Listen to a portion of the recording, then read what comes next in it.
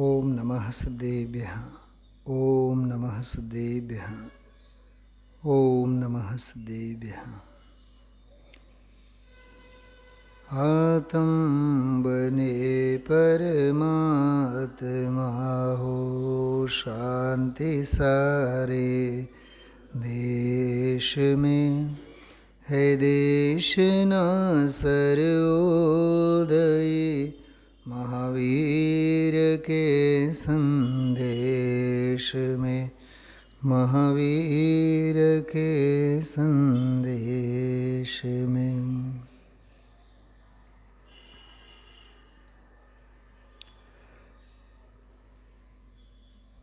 દ્રવ્ય દૃષ્ટિ અને પર્યાયી દૃષ્ટિ.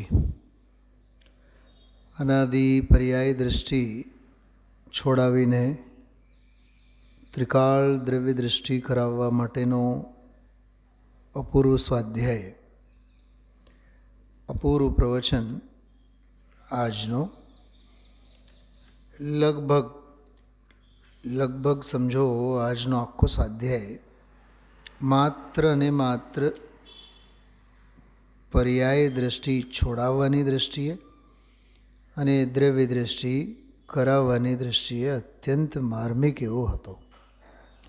126 અને 27 બે બોલો. 26મો બોલ એક લીટી ગઈકાલે ચાલી હતી. આજે આગળની 2-3 લીટીઓ જે છે કાલે આપણે વાત કરી હતી. પર્યાય પરની દૃષ્ટિ છોડી દ્રવ્ય પર દૃષ્ટિ દે તો માર્ગ મળે જ. જેને લાગી હોય તેને પુરુષાર્થ ઉપડ્યા વિના રહેતો જ નથી. અંદરથી કંટાળે થાકે, ખરેખરનો થાકે તો પાછો વળ્યા વિના રહે જ નહીં. 3 સ્ટેટમેન્ટ છે આમાં, 3 બાબતો છે.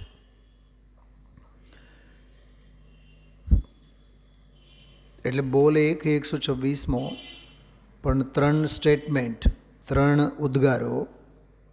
ત્રણેયમાં શબ્દે શબ્દમાં બહુ માર્મિકતા છે.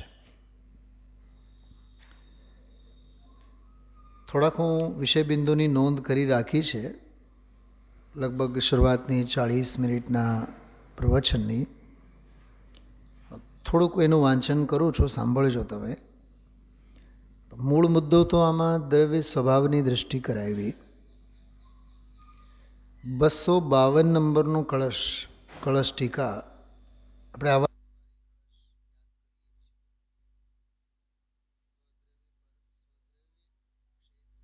ભાવ અને પરદ્રવ્ય ક્ષેત્ર કાળ ભાવ 8 બોલ છે 252 નંબરના કળશમાં. બહુ સરસ અને બહુ અપૂર્વ કળશ છે. સ્વને સ્વમાં જ સ્વદ્રવ્ય ક્ષેત્ર કાળ ભાવ અને પરદ્રવ્ય ક્ષેત્ર કાળ ભાવ. પરદ્રવ્ય ક્ષેત્ર કાળ ભાવને માટે પરની અપેક્ષા નથી. સ્વને સ્વમાં જ સ્વદ્રવ્ય પરદ્રવ્ય, સ્વક્ષેત્ર પરક્ષેત્ર, સ્વકાળ પરકાળ, સ્વભાવ અને પરભાવ, પોતાને પોતાનામાં જ. આખી અધ્યાત્મની બહુ સૂક્ષ્મ ચર્ચા છે. એમાં ગુરુદેવ શ્રી પર્યાયનો કાળ એ ક્ષણિક એમ કરી ત્રિકાળ તે સ્વકાળ, ત્રિકાળ તે સ્વકાળ, બસ આટલો સરસ મજાનો કોટેશન એ કળશ ટીકામાંથી લઈને એનો ઉલ્લેખ કર્યો આજે 252 નંબરનો કળશ.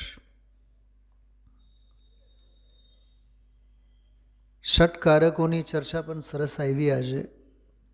પર્યાયના ષટકારકો, દ્રવ્ય સ્વભાવના ત્રિકાળ નિષ્ક્રિય ષટકારકો અને પરદ્રવ્યોના ષટકારકો. આખું સંસાર પરદ્રવ્ય સંબંધી ષટકારકોના જ ઘટમાળમાં પડેલો છે. મેં પૈસા કમાવ્યા, મેં પૈસા દીધા, મેં બાળીને હાચવું, મેં ઘર પરિવારને હાચવું. જેટલા જે કરતા કર્મ કરણ સંપ્રદાન અપાદાન આધાર સંબંધી ઘરમાં હું છું, મારે ભરોસે જ ઘર ચાલે છે. આ પરદ્રવ્ય સંબંધી અધિકરણની ભૂલ. પોલ ખોલવા બેસો ને તો અસંખ્યાત લોક પ્રમાણ અધ્યોસાનના ભાવો એમાંથી ઊભા થાય. સમજાય છે? પરદ્રવ્ય સંબંધીના ષટકારકોનો ભ્રમ. હોસ્પિટલ હું ચલાવું છું, મારે ભરોસે જ હાલે, ઘરમાં હું મોભો ગણાવું, ઘરનો હું વડીલ ગણાવું, આ બધી પરદ્રવ્ય સંબંધીના આધાર સંબંધીની બોલો છે. મોદી સાહેબ કહે કે દેશ હું ચલાવું છું, તો એના ભ્રમમાં, અને ઘર હું ચલાવું છું એના ભ્રમમાં, અથવા સંસ્થા હું ચલાવું છું એના ભ્રમમાં કંઈ ફેર નથી. હું તો જ થાય, મારા વગર તો થાય નહીં. આ બધા શલ્યો પરદ્રવ્ય સંબંધીના. તો આમાં તો ષટકારકો એક એક સમયની પર્યાય પોતે જ કર્તા, કર્મ, કરણ, સંપ્રદાન, અપાદાન અને અધિકરણ, ષટકારકોની ચર્ચા બહુ સરસ એમાં આવી. પ્રવચનસાર ગાથાનો પણ ઉલ્લેખ પૂજ ગુરુદેવશ્રી આજે પજ્જય મોડાહી પર સમયા 93 નંબરની ગાથા બહુ ગંભીરતા સાથે એ સંદર્ભ ગુરુદેવશ્રી આજે આપેલો છે. મને તો ઘણીવાર આગમ ગ્રંથોના ગુરુદેવશ્રી જ્યારે કોટેશન આપતા હોય તો એ આગમ ગ્રંથોના સંદર્ભો પ્રત્યેનો ગુરુદેવશ્રીનો આદરમાન પણ ફીલ થાય. કેટલો રિસ્પેક્ટ હોય છે, કેટલો આદર, કેટલો ગૌરવ હોય છે. એમને એમ કંઈક પરલક્ષી ક્ષયક્ષમ જ્ઞાનમાં પંડિતાઈ ઝાડવા માટે કોઈ દી નથી આપતા. પૂરેપૂરો સન્માન, પૂરેપૂરો આદર. એ મહાપુરુષોની ગંભીરતા છે. એક વાક્યનો બહુ સરસ અર્થ ગુરુદેવશ્રીએ કર્યો. પર્યાય પરની, આવ્યું ને એમાં મૂળમાં, પર્યાય પરની દ્રષ્ટિ છોડી. એનો અર્થ એટલું સરસ કર્યા ગુરુદેવશ્રી. પર્યાય પરની દ્રષ્ટિ એટલે પર્યાયની જે પણ અપેક્ષા છે, મારાથી જ થાય, હું જ કરું, મારા માટે જ છે, એટલે કોઈ પણ જાતની અપેક્ષા હોય એને ગુજરાતીમાં આપણે કહીએ ને, શુદ્ધ ગુજરાતીમાં વળતર. ગમે તે જાતના વળતરની ભાવના હોય. હું કરું છું અને હું કરું તો થાય, મારાથી જ થાય, આપણે જ કરનારા છીએ, બીજા કોણ છે, આપણા વગર કાંઈ થાય, વળી પાછું બોલે શું આપણા માટે જ છે, આપણામાંથી જ થાય, બીજેથી થોડુંક થાય, આપણે ભરોસે જ થાય. 6 કારકો આવ્યા.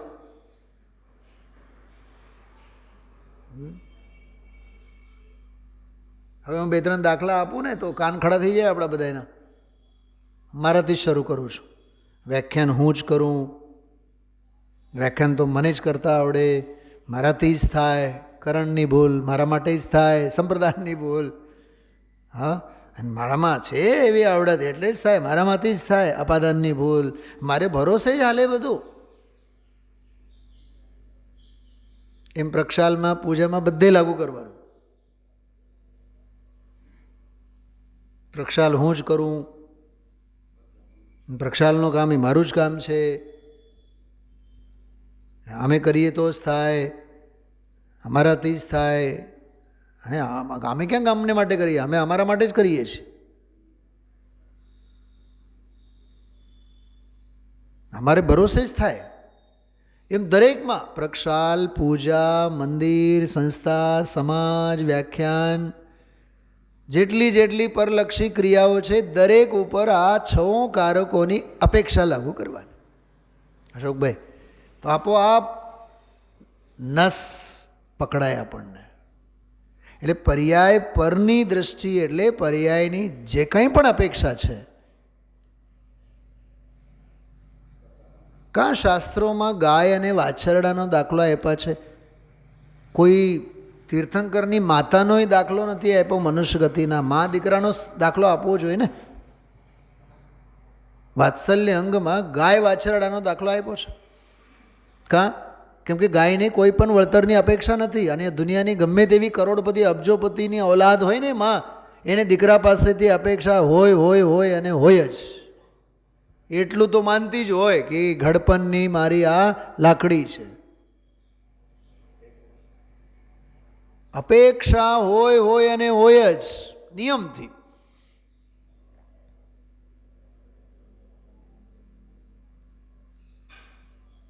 આજે ગુરુદેવ સાવ છેલ્લી મિનિટમાં એક બહુ સરસ વાત આવી. બધું હોય હોવા માટે પણ કોઈને માટે ન હોય. સહ અસ્તિત્વ સ્વીકાર કર્યા પણ સ્વ અસ્તિત્વની સ્થાપના કરી. એક જ ઘરમાં 6 જણા રહેતા હોય, 8 જણા રહેતા હોય, દરેકના સુખ દુઃખ જુદા, દરેકની ગતિ જુદી, દરેકનું ભવિષ્ય જુદું, દરેકનું વર્તમાન જુદું, દરેકના પરિણામ જુદા. એમાં ક્યાં પ્રમાણની જરૂર છે? કોક મરીને ક્યાંક જાય, કોક મરીને ક્યાંક જાય, કોક મરીને ક્યાંકથી આવે.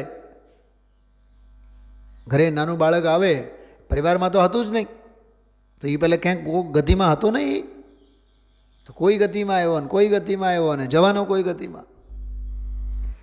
એટલે સહ અસ્તિત્વ સૌનું કહેવા માટે સાથે, પણ સ્વ અસ્તિત્વ સૌનું. એને અવાંતર સત્તા કહેવાય. મહાસત્તા તો ખરી જ કરી, પણ અવાંતર સત્તા વળી પાછી પોતપોતાની જુદી જુદી, દ્રવ્ય ક્ષેત્ર કાળ ભાવ બધું જ જુદું.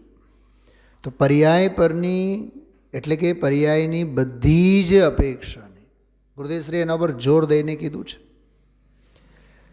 એક બહુ સરસ શબ્દ બોલ્યા ગુરુદેવશ્રી, પર્યાય દ્રષ્ટિ એટલે દુઃખ દ્રષ્ટિ. લાગે આવે આ વાત અંદરમાં? જો લાગે તો પર્યાય દ્રષ્ટિ એટલે દુઃખ દ્રષ્ટિ. કેમ કે પર્યાય ક્ષણિક છે અને ક્ષણિક પર દ્રષ્ટિ નાખતા નિયમથી દુઃખ જ થાય. પર્યાય દ્રષ્ટિ એટલે દુઃખ દ્રષ્ટિ. એક અદ્ભુત પ્રમેય ગુરુદેવશ્રીના પ્રવચનમાં છે આવ્યો, ચારિત્ર અને આનંદ એટલે શું? કે અનંત પર્યાયો જે છે, પ્રતીતિ અને રુચિ અને અંતે, એ અનંતી પર્યાયોનો પિંડ એ ચારિત્ર. એવી જ રીતે અનંતી પર્યાયોનો પિંડ એ આનંદ. આપણે નથી કહેતા બોલો સર્વગુણાંશ તે સમ્યક્ત, એમ સર્વગુણાંશ તે સમ્યક્ત, એમ સર્વગુણાંશ તે સમ્યક જ્ઞાન, સર્વગુણાંશ તે સમ્યક ચારિત્ર. જોકે સર્વગુણાંશ તે સમ્યક તો કીધું ને, તો સમ્યક તો કહેતા સમ્યક દર્શન, સમ્યક જ્ઞાન, સમ્યક ચારિત્ર ત્રણેય આવી જાય છે. પણ ગુરુદેવશ્રીએ આનંદ અને ચારિત્ર્ય બધાને નોખા નોખા ગણીને બતાવ્યા છે. એક આગમ શૈલીએ બહુ માર્મિક વાત આવી કે દુઃખે હતું અને ગયું, સુખ પણ હતું અને ગયું ઇન્દ્રિયજન્ય. કહે છે કે દુઃખ તો ગયું પણ દુઃખ સંબંધી, સુખ તો ગયું પણ સુખ સંબંધી જે યોગ્યતા છે એ યોગ્યતા પારિણામિક ભાવે વસ્તુમાં છે. દુઃખ નથી પણ દુઃખ થવા રૂપનું જે યોગ્યતા હતી. કેમ કે પર્યાય સ્વકાળે ત્રિકાળ વિદ્યમાન હોય અને સર્વભેદોનો સમૂહ, સર્વભેદ જેમાં ગર્ભિત હોય તેને પારિણામિક ભાવ કહેવાય. તો મૂળ વસ્તુની વાત છે, એ પ્રમાણનો દ્રવ્ય છે, એ આગમ શૈલીની વાત છે. એટલે દુઃખ તો ગયું પણ એની યોગ્યતા તો રહી ગઈ. યોગ્યતા એટલે થવા રૂપની નહીં, થઈ હતી તે રૂપની યોગ્યતા તો એમાં રહી ગઈ. કેવું આમ અદ્ભુત છે. આ આગમની મૂળ વસ્તુ સ્વભાવની વાત છે. સમજો કે આપણું જીવન 100 વર્ષનું, એમાં 2, 5, 6 વર્ષ આપણે ખૂબ મજૂરી કરી હોય, હા, પાડોશીને ત્યાં વાસણે ઉટકવા માટે ગયા હોય, છાણ પકડવા માટે ગયા હોય, ગરીબાઈ ઘણી સહી હોય ને હવે સારા દિવસો આપણે જોતા હોય. પણ જીવનમાં એવા દિવસો આવેલા, એ દિવસોને ભૂસી તો ન શકો ને તમે, ભોગવી તો ન શકો. અત્યારે ભોગવવાનો નથી, ભોગવવાનો કાળ પૂરો થયો, પણ એ દિવસો હતા કે નહીં? 100 વર્ષની જિંદગીમાં એ દિવસો હતા કે ને? તો 100 વર્ષનું જીવન એ પારિણામિક ભાવ. તો સર્વભેદ જેમાં ગર્ભિત હોય તેને પારિણામિક ભાવ. ટોડરમલ્લી સાહેબની આ વ્યાખ્યા બીજા અધ્યાયમાં ટોડરમલ્લી સાહેબે આપેલું છે. સર્વભેદ જેમાં ગર્ભિત છે તેને પારિણામિક ભાવ કહેવાય. સ્વભાવ, ત્રિકાળ સ્વભાવની વાત નથી અહીંયા, સ્વભાવ મૂળ વસ્તુ. એટલે દુઃખ તો ગયું, સુખે ગયું, પણ તત્સંબંધી જે યોગ્યતા છે પારિણામિક ભાવે એમાં છે, વસ્તુમાં છે, વસ્તુમાંથી ક્યાંય જવાની નથી. તત્સંબંધી જે યોગ્યતા હતી પ્રગટ થઈ અને અંદરમાં સ્વભાવમાં શમી ગઈ, વ્યય રૂપે થઈ, ઉત્પાદ રૂપે થઈ હતી, વ્યય રૂપે થઈ, પારિણામિક ભાવે વસ્તુ સ્વભાવમાં છે. જેમ આપણે દરિયામાંથી મોજાઓ ઉછળે, મોજાઓ જાય ક્યાં?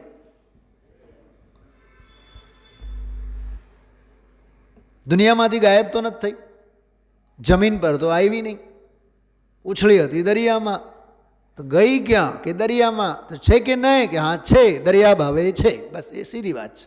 અહીં એમાં બહુ મગજમારી નહીં કરવાની. અહીં કોઈ દ્રષ્ટિનો વિષયની વાત નથી, એ વસ્તુના બંધારણની વાત છે. તો એ બહુ માર્મિક વાત આજે ગુરુદેવશ્રી કરી છે. હવે દ્રવ્ય પર દ્રષ્ટિ દે એની વ્યાખ્યા કરતાં કરતાં ગુરુદેવશ્રી દ્રવ્ય એટલે ત્રિકાળ, ત્રિકાળ ભાવ તે દ્રવ્ય. ભૂતાર્થ શબ્દ પણ યાદ કર્યા કે ભૂતાર્થ જે ત્રિકાળ છે તે જ્ઞાયક, ત્રિકાળ ભૂતાર્થ અને જ્ઞાયક પર, જ્ઞાન સ્વભાવ પર નજર કરવી એનું નામ દ્રષ્ટિ દ્રવ્ય પર દેવી.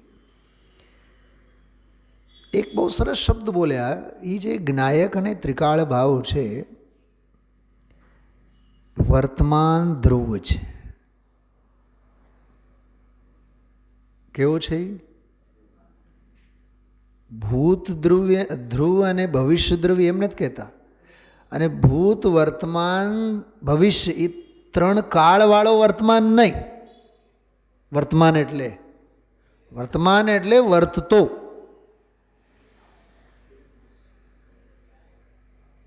અને જો સમજાવવા માટે તો કોઈને કોઈ અપેક્ષા તો લાગુ કરવી જ પડે. સાંભળનારની બુદ્ધિ ઉપર બધું નિર્ભર હોય છે, સાંભળનારની બુદ્ધિ ઉપર નિર્ભર હોય છે. વર્તમાન એટલે ભૂત ભવિષ્ય અને વર્તમાનવાળો વર્તમાન નહીં, વર્તતો બસ. હવે વર્તતો હતો, ભૂત નહીં લાગુ પડે, વર્તે જ છે, વર્તમાન નહીં લાગુ પડે, અને ભવિષ્યમાં વર્તતો રહેશે. એ ત્રિકાળ અસ્તિત્વની વાત છે. બહુ સરસ વાત આવી છે. આમાં એક એક શબ્દો પકડવા જોઈએ, મજા આવે. વર્તમાન ધ્રુવ કેટલું મસ્ત શબ્દ છે. એને વચનામૃતના બીજા બોલની ભાષામાં કહીએ, જાગતો જીવ એ ઊભો છે, એ ઊભો છે વાળો એ વર્તમાન ધ્રુવ. એટલે એકાકાર શબ્દ પણ બોલ્યા, વર્તમાન ધ્રુવ એકાકાર. પછી ત્રીજી વાત આવી, માર્ગ મળે જ. પર્યાય પરની દૃષ્ટિ હટે, છૂટે, એટલે પર્યાયની બધી જ અપેક્ષાઓ છૂટે. ધનજીભાઈ હજી વાત કરું એની કે મારે મોક્ષ જોઈએ, એ પર્યાયની અપેક્ષા છે. મારે સમ્યક દર્શન તો જોઈએ જ, મારે સમકિત તો લેવું છે જ, મારે બસ અનુભૂતિ તો કરીને જ જવું છે. એ બધી પર્યાયની દૃષ્ટિ છે. નીતાબેન, એ વાતમાં કાંઈ માલ નથી. અનુભવ છે અને અનુભૂતિ તો જોઈએ છે, અને અનુભૂતિ લઈને તો જવું જ છે. લઈને ક્યાં જવું છે? તું પોતે અનુભૂતિ સ્વરૂપ છે.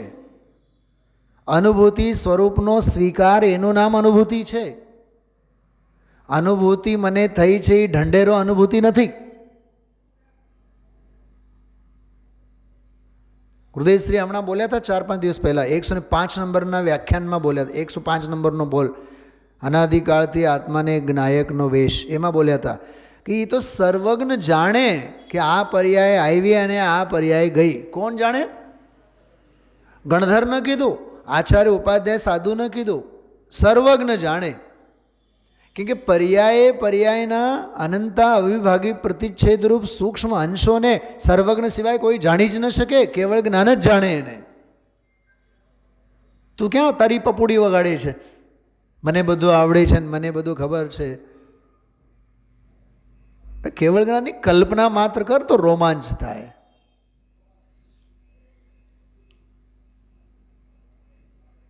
એટલે ગ્રીક ફિલોસોફર થયા સોક્રેટિસ કરીને. સોક્રેટિસનું બહુ મસ્ત મજાનું સ્ટેટમેન્ટ છે, મને ખબર છે કે મને કાંઈ ખબર નથી, માટે હું આ વિશ્વમાં સૌથી મોટો જ્ઞાની છું. જેને પોતાના અજ્ઞાનનું ભાન હોય ને એ જ્ઞાની કહેવાય. અહીંયા તો હજી પામરતાનો ઠેકાણો નથી. અને અમને દ્રષ્ટિ થઈ ગઈ, અમે લઈને બેઠા. ગુરુદેવશ્રી કહે છે સ્પષ્ટ, ઢિંડોરો ન હોય, દાંડી ન પીટાઈ. હમણાં આવ્યું હતું 2 દિવસ પહેલાં, હા, મૂળજીભાઈના લાખાણીના બપ્પાની વાત કરી, ચતુર્ભુજભાઈની, મુંબઈથી કમાવીને આવ્યા, પછી કંઈ કહેવા જાય અમે ₹1,00,000 લઈ આવ્યા છીએ. એકાંતમાં બેસીને ભોગવે જો નિધિ પાકર નિજ વતન में गुप्त रहे जन भोगते त्यों ज्ञान निधि भी ज्ञान निधि को पाकर ज्ञानी जन भी भोगते. બહુ અદ્ભુત એવી રીતે હમણાં 3-4 દિવસ પહેલાં જ કે જ્ઞાન નિધિને એકાંતમાં ભોગવતા શીખો. એ એકાંતનો આનંદ છે, એ કાંઈ દાંડી પીટીને કહેવાની વાત નથી. કેટલી માર્મિક વાત. કહેવાનો અર્થ એવું છે કે આનંદ આનંદની વાત છે, જાહેરાતની વાત નથી, બહાર પાડવાની એની વાત નથી. એકાકાર, એમાં એકાકાર થયો એને માર્ગ મળે જ. આ ત્રીજી વાત. પર્યાય દૃષ્ટિ છૂટે, દ્રવ્ય દૃષ્ટિ કરે તો એને માર્ગ મળે જ. કાલે પણ આપણે વાત કરી હતી, માર્ગ એટલે ઉપાય. માર્ગ એટલે સુખી થવાનો ઉપાય, સાધન. માર્ગ એટલે રત્નત્રય. એ મળે જ. જોર દીધું છે એના ઉપર. ન મળે એવું બને નહીં. પર્યાય દૃષ્ટિ જેની છૂટી, દ્રવ્ય દૃષ્ટિ જેની થઈ, એને માર્ગ મળે જ. એને જ માર્ગ મળે એમ લેવાનો. માર્ગ મળે જ છૂટકો અને એને જ માર્ગ મળે. હવે બોલો, આ સિદ્ધાંત છે અશોકભાઈ. હવે આ બાજુમાં આપણે મૂકીએ અને મેં કમાવ્યા, મેં ધમાવ્યા, મેં સમાજની સેવા કરી, અને મેં ધંધો કર્યો, અને મેં વ્યાપાર કર્યો, એ મોહની આમાં ક્યાં વાત જ ક્યાં છે?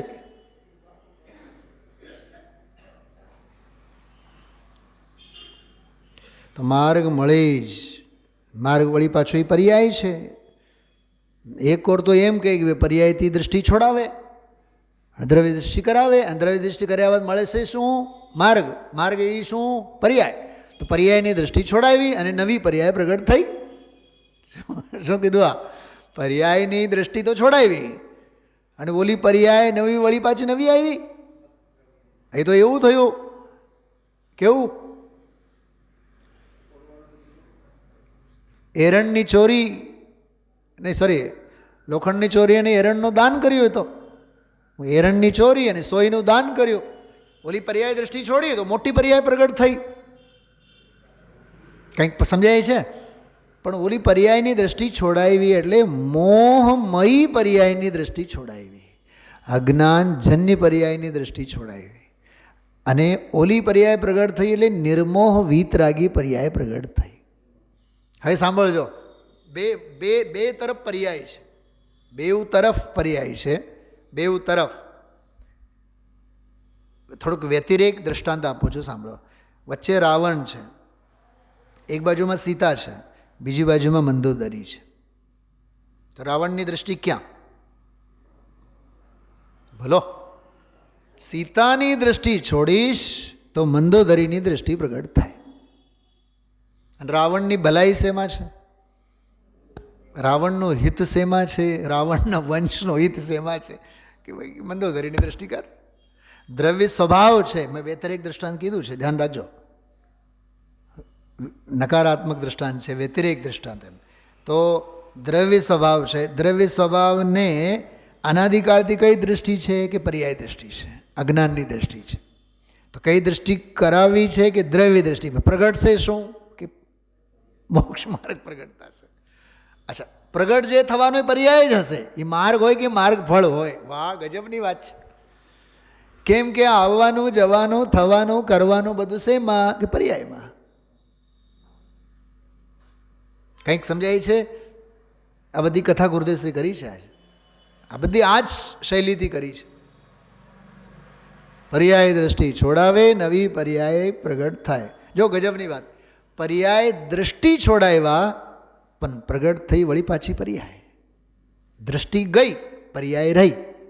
પણ ઓલી પર્યાય ગઈ કચરાવાળી, હવે કામવાળી જે પર્યાય છે એ પ્રગટ થઈ. નિષ્ક્રિય ભાવે પરિણમતી પર્યાય ગઈ. રાગ દ્વેષ આદિ રૂપે સક્રિય ભાવે પરિણમતી પર્યાય ગઈ. ઓલી પર્યાય થઈ. ગઈ એ પર્યાય, થઈ એ પર્યાય, રહે એ દ્રવ્ય. રહેનાર પર દ્રષ્ટિ આપ તો જનારી જશે, આવનારી આવશે. આટલું જ મેકેનિઝમ છે આમાં. સિસ્ટમ કેટલો સોફ્ટ અને સરસ મજાનો છે. તો માર્ગ મળે જ એટલે મોક્ષ માર્ગ મળે જ.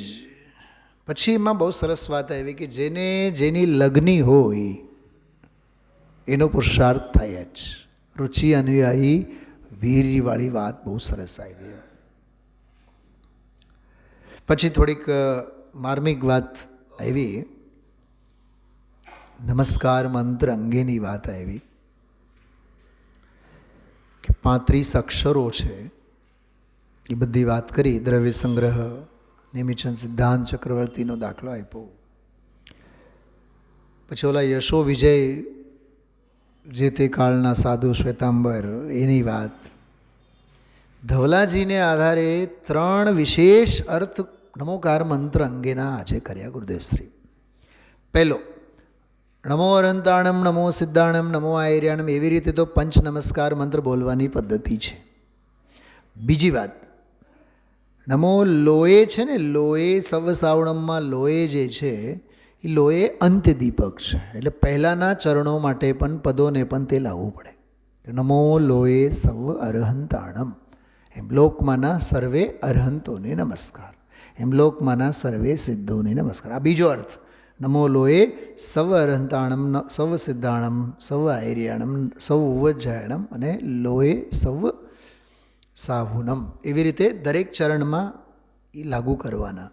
આ બીજો અર્થ. ત્રીજો અર્થ કહે છે કે માત્ર નમો લોએ સવ સાહુ, નમો લોએ અરહંતાણમ એવું નહીં, ત્રિકાળવર્તી લોએ સવ અરહંતાણમ.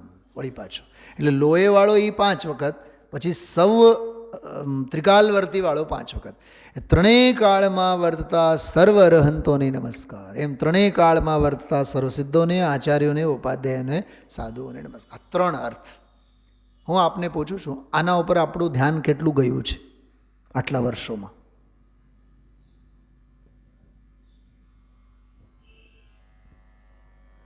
જિંદગી ગઈ ને આપણી નમોકાર મંત્ર બોલતા?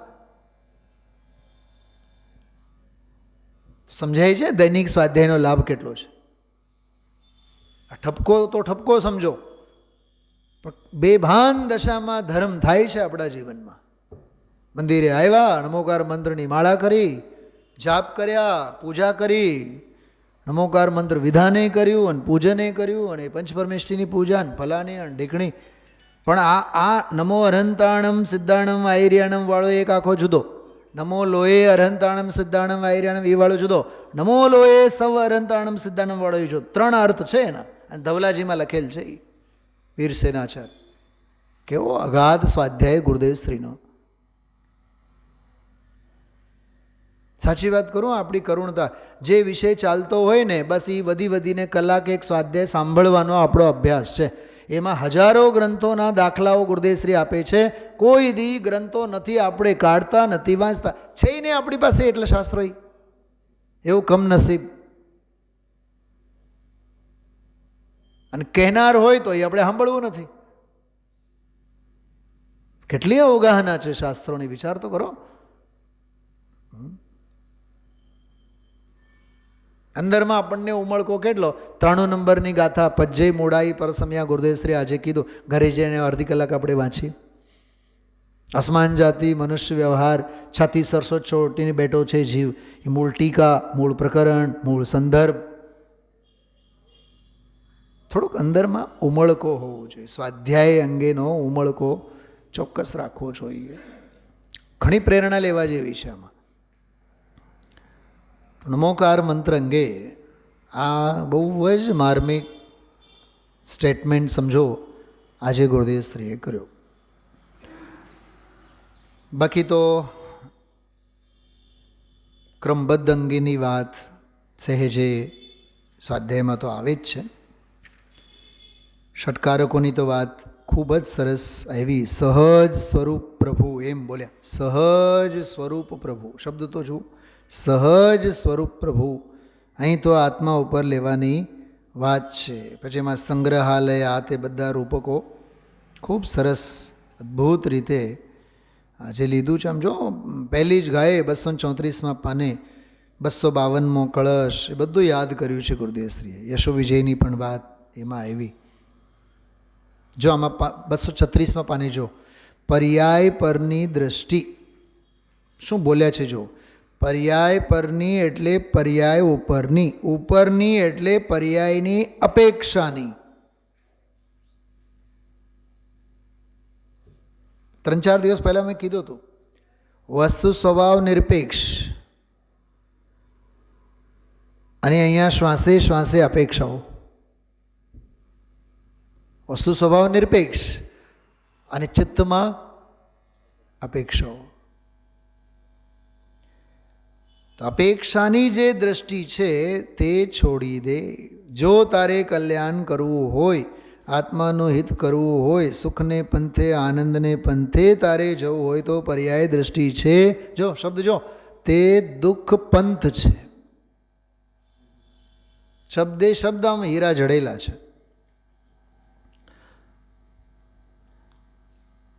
237માં પાને જુઓ, ઉપર બીજો ફકરો. દુઃખની અવસ્થા અને આનંદની અવસ્થા એ પર્યાયમાં છે. એ અનાદિ અનંત પર્યાયનો પિંડ તે આનંદ છે. ભાષા જો, અનાદિ અનંત પર્યાયનો પિંડ તે આનંદ. દુઃખની અવસ્થાનો અર્થ દુઃખની અવસ્થા હતી ત્યારે હતી, પછી એમાં ગઈ. આહા હા, જો આ આગમ, ઠોસ આગમ છે. એમાં ગઈ ત્યારે દુઃખ અવસ્થા રહી નહીં, પણ અંદર યોગ્યતા રહી ગઈ. સાંભળો છો બધાએ ધ્યાનથી?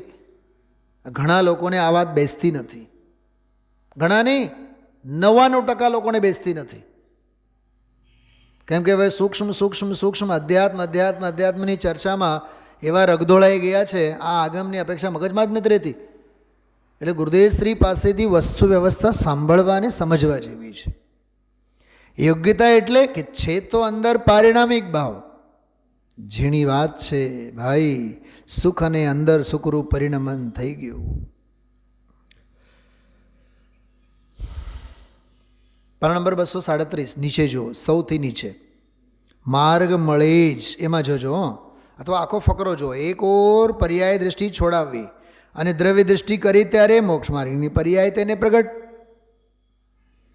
તો માર્ગ મળે જ, માર્ગ તો મોક્ષનો માર્ગ છે, તો પર્યાય આ ટૂંકામાં આમાં બહુ સરસ ભર્યું છે. દ્રવ્ય દૃષ્ટિ દે, તો દ્રષ્ટિ દે. જો વળી પાછો જો, સાંભળો સાંભળો સાંભળો સાંભળો. દેવાની દ્રષ્ટિ જ છે, છોડાવવાની દ્રષ્ટિ પર્યાયની, કરવાની એ દ્રવ્યની દૃષ્ટિ, પ્રગટવાની પણ પર્યાય. સામ્રાજ્ય પર્યાયનો છે. સમજાય તો સમજે હું કહેવા માગું છું. પર્યાયમાં પર્યાયપણાની જે દ્રષ્ટિ હતી એ છોડીને પર્યાય જે દ્રષ્ટિ છે એ પર્યાયને દ્રવ્ય ઉપર મૂક. તો તેથી તને વસ્તુની દ્રષ્ટિ થતાં, વસ્તુનું જ્ઞાન થતાં, વસ્તુમાં સ્થિરતા થતાં, જો આ દર્શન જ્ઞાન ચારિત્ર, એ મોક્ષ માર્ગ તેને દ્રવ્ય દ્રષ્ટિ થતાં મળશે જ. પછી તો ઠપકા તો કેવા જોરદાર માર્યા છે બધા, હા, કારખાનાવાળાના. તો કારખાનામાં એ કાંઈ નથી, પુરુષાર્થ ઉપાડ્યા વિના, જામનગર, વાણિયાની વાતો બધી, 3.5 કરોડ છે, કેટલું કેટલું બધું આમાં લીધું છે. 239માં સાવ છેલ્લી લીટી નીચે, અંદરથી કંટાળે. આહા, કંટાળો તો આવે આપણને, પણ બહારથી કેટલો આવે. શનિવાર સુધી કંટાળો આવે તો રવિવારે આરામ થાય, એટલે સોમવારથી વળી પાછા કાબુલી ઘોડાની જેમ તૈયાર. સરકાર એટલે તો આપણને રજા આપે છે તે દિવસે, કેમ? સોમવારથી વળી પાછો આમ બિલકુલ વીરીવાન થઈને, હાય ધંધો, હાય ધંધો, હાય વ્યાપાર, હાય પ્રવૃત્તિ. આમાં જોજો શું કહે છે, કોનાથી? કે વર્તમાન પર્યાય અને રાગની બુદ્ધિથી કંટાળે, થાક લાગે. કંટાળે, એક અંશ ઉપર લક્ષ છે એનો થાક લાગે. અરર, આ તો દુઃખ છે, ખરેખરનો થાકે. કારણ કે પર્યાય ઉપર દ્રષ્ટિ છે, ત્યાં કશાય ભાવ થયા વિના રહે જ નહીં, મિથ્યાત્વ ભાવ થયા વિના રહે નહીં. અને મિથ્યાત્વ ભાવ એ મહાદુઃખ છે. દુઃખ કોઈ પ્રતિકૂળ સંયોગ છે માટે દુઃખ છે, એ તો નિમિત્તિક કથન છે. જે એક સમયની પર્યાયને પોતાની માનીને ત્યાં ઊભો છે તે મિથ્યા દ્રષ્ટિ દુઃખરૂપ છે. એ મિથ્યા દ્રષ્ટિ પોતે દુઃખરૂપ છે, એનાથી કંટાળ્યો છે. ખરેખરનો થાક લાગ્યો હોય એટલે પર્યાય બુદ્ધિથી પાછો હટ્યા વિના નહીં રહે. ધનજીભાઈ, આ ગઈકાલ રાત્રિનો સ્વાધ્યાય હતો. આ બધો પર તો પર છે, તું પર્યાય પરની દૃષ્ટિ હટાવ. યા કાલે કીધું હતું ને, અજીવ તત્વ તો ક્ષેત્ર ભિન્ન છે.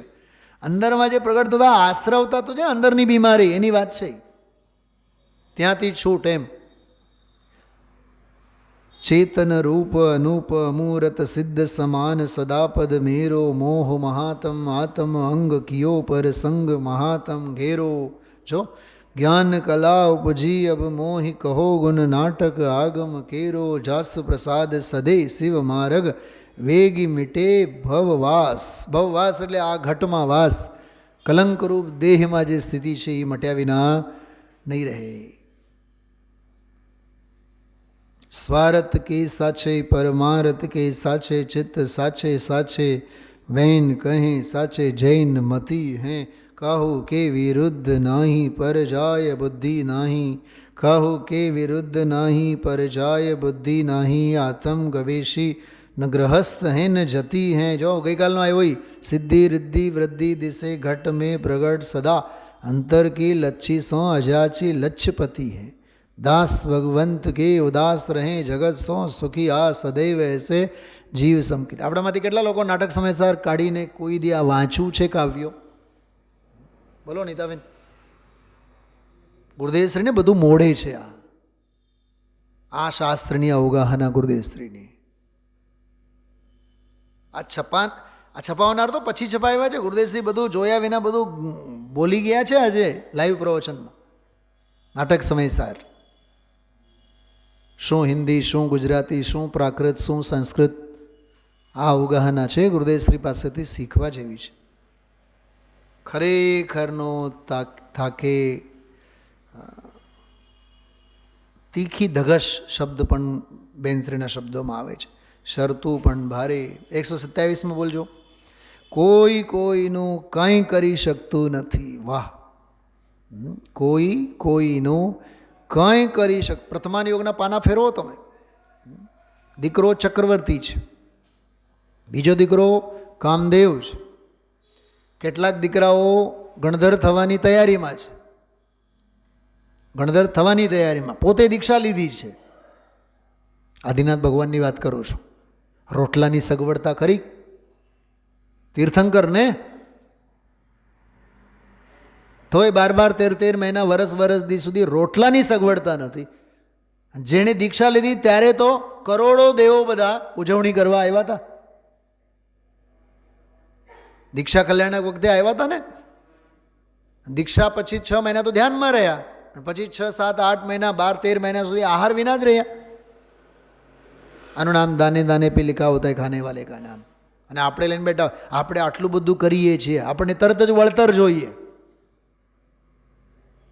તારા પાલવમાં સાતાના ઉદય હોય, કર્મ હોય હોવાથી નહીં, ઉદયમાં આવે તોય તને મળે. એક કાર્ય થવામાં ઘણા કારણો હોય. એ આમાંથી વાત શીખવા અને સમજવા જેવી છે. કોઈ કોઈનું કંઈ કરી શકતું નથી. વિભાવ પણ તારા નથી તો બહારના સંયોગો તો ક્યાંથી તારા હોય. એટલે સંયોગી ભાવ જ તારા નથી તો પછી બહારના સંયોગની વાત તો શી કરવી. એક બહુ સરસ નમોકાર મંત્ર અંગે જે મેં તમને વાત કરી 243-44 પાના ઉપર બહુ ડિટેલમાં એની વાત કરી. છેલ્લી એક વાત કરું છું. આજે દ્રવ્યલિંગ અને ભાવલિંગ અંગે બહુ માર્મિક ગુરુદેવશ્રીના ઉદ્ગારો આવ્યા. અંદરમાં શુદ્ધોપયોગરૂપ ભાવલિંગ હોય તો બહારમાં એને દ્રવ્યલિંગ હોય જ. એ જાતનો જ દ્રવ્યલિંગ હોય. દ્રવ્યલિંગ એટલે બાહ્ય પરિવર્તન, બાહ્ય જીવન પણ એનું એવું જ હોય. પણ બાહ્ય જીવન એવું છે એટલે અંદરનું કામ થાય એવું બિલકુલ નથી. અંદર બાહ્ય દ્રવ્યલિંગ ભાવલિંગની સંધિ આજના વ્યાખ્યાનમાં સમજવા જેવી હતી.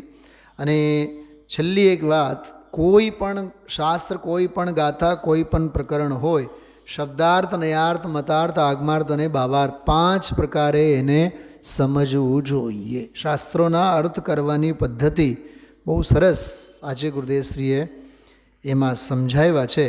પછી દયા અને કરુણા વગેરેની વાત કરતાં એક બહુ સરસ વાત કરી કે જ્ઞાન પાસે દયાના કામ કઢાવવા એ કલંકની વાત છે, સ્વરૂપને લાંછનની વાત છે. કેમ કે જે જાણે એ જાણે જ ને, કરે થોડુંક. એટલે જાણનાર પાસે કરવાનું કામ સોંપવો એના જેવો બીજો કોઈ કલંક નથી. ચલો વિચારજો. ઓમ નમઃ સિદ્ધિ.